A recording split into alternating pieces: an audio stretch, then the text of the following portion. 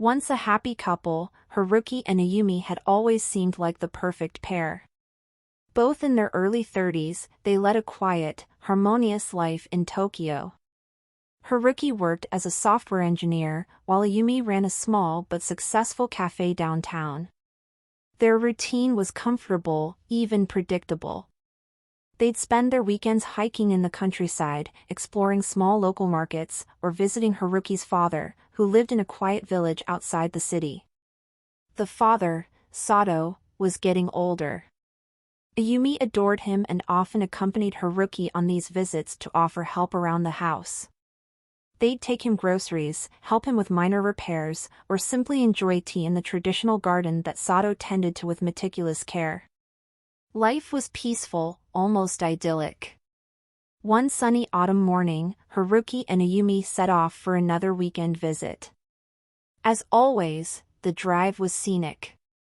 The mountains, painted in hues of orange and red, stretched endlessly into the horizon. Ayumi watched Haruki as he drove, his face calm and focused. She had always admired his quiet demeanor and felt fortunate to have such a steady and reliable husband. Yet, in recent weeks, something had shifted. Haruki seemed distracted, often glued to his phone or offering vague answers to Ayumi's questions. She told herself it was stress from work, that his long hours and late nights were taking a toll. But there was a gnawing feeling inside her, something she couldn't shake. She tried to ignore it, pushing her doubts aside as they continued their trip.